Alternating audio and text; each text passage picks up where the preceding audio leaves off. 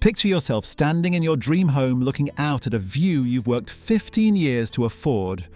The mortgage is paid, your investment accounts show numbers that once seemed impossible. You have enough money to never worry about money again, yet something feels wrong. The silence feels heavier than you expected. The freedom, strangely vast. You realize you've been preparing for this moment your entire adult life, but no one ever taught you what comes after the finish line. What happens when the race you've been running suddenly stops, but you're still moving? Before we begin, remember, what follows isn't advice, but reflection. A quiet way to understand how money moves through thought and emotion. There's a psychological phenomenon that researchers call the arrival fallacy. It's the belief that reaching a destination will fundamentally change how we feel. We imagine that financial freedom operates like a switch. Work hard, save aggressively, invest wisely, and then flip the switch to happiness. But human psychology doesn't work in binary.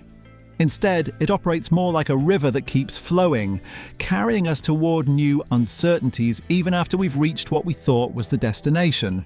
Financial freedom isn't actually freedom from money. It's a different kind of relationship with money, and like any relationship, it comes with its own complexities, expectations, and emotional weight. The real trap hides not in the achievement itself, but in the quiet gap between what we imagine financial independence will feel like and what it actually feels like when we arrive. The first shock is the absence of external structure. For decades, your days were organized around earning, saving, and building toward this goal. Every decision had a clear purpose. Should you take that expensive vacation? No, because it delays financial freedom. Should you work overtime? Yes, because it accelerates the timeline. Should you buy the premium option? Depends on the math. Your entire decision-making framework was built around optimization and progress toward a specific target. But when you hit that target, the framework disappears overnight. Suddenly, there's no external pressure to make any particular choice. You can afford the expensive vacation, but you've spent years conditioning yourself to see expensive vacations as wasteful. You no longer need to work overtime, but you've built your identity around being someone who works overtime.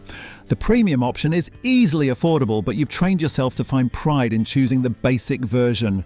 This conditioning runs deeper than conscious thought.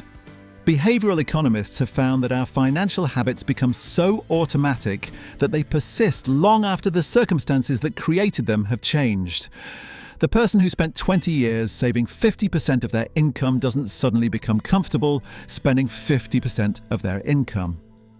The neural pathways that made them successful savers continue firing, creating internal conflict between their new financial reality and their established psychological patterns. The second trap is more subtle but equally disorienting. Financial freedom removes scarcity as a decision-making filter. When money is limited, choices become clearer. You can't afford everything, so you prioritize. You can't do everything, so you focus. The constraints, while sometimes frustrating, provide clarity and direction. Remove those constraints and decision-making becomes exponentially more complex. Psychologists call this the paradox of choice. When faced with unlimited options, people often experience more anxiety, not more satisfaction. The financially free person standing in a restaurant doesn't feel liberated by being able to afford anything on the menu. They feel overwhelmed by having to choose without the familiar constraints that once made choices simple.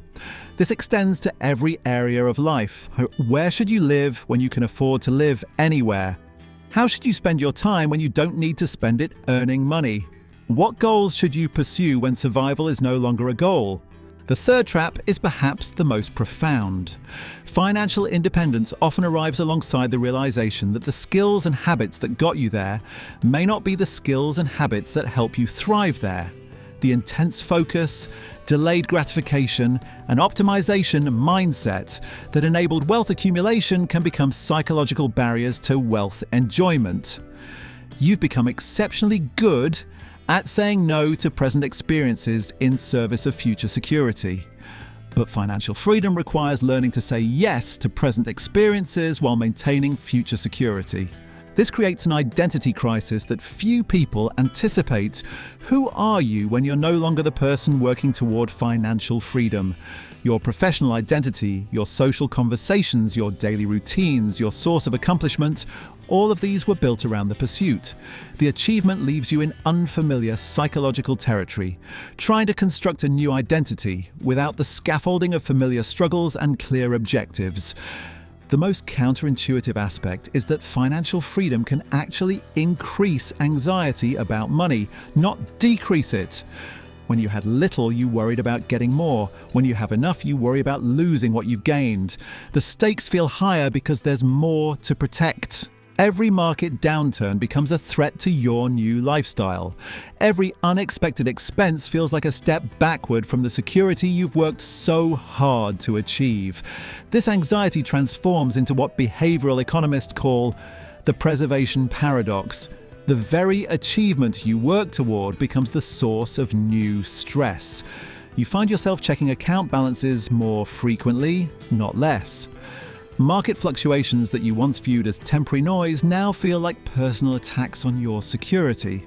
The money that was meant to bring peace of mind instead demands constant attention. The fourth trap emerges in relationships and social connections. Financial freedom often creates invisible barriers between you and others. Friends who are still working can't understand why you seem restless or unfulfilled.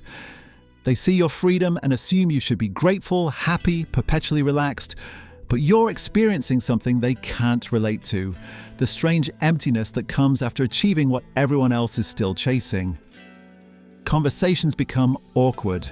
When colleagues complain about work stress, you can't participate without seeming insensitive. When friends discuss financial worries, your presence changes the dynamic. You become isolated not by poverty, but by abundance. The very achievement that was supposed to connect you to a better life can disconnect you from the people who gave your previous life meaning. This social displacement often coincides with what researchers call sudden wealth syndrome, the psychological disorientation that comes from rapid changes in financial status. Even when wealth accumulates gradually over years, the transition to complete financial independence can trigger identity confusion and relationship strain that feels sudden and overwhelming. The fifth trap is perhaps the most existential. Financial freedom forces you to confront the question of purpose without the convenient distraction of financial necessity. When you no longer need to work for money, why do you get up in the morning? When you can afford anything, what do you actually want? When survival is guaranteed, what makes life worth living? These questions sound philosophical, but they have immediate practical consequences. Many financially free individuals experience what psychologists call learned helplessness in reverse.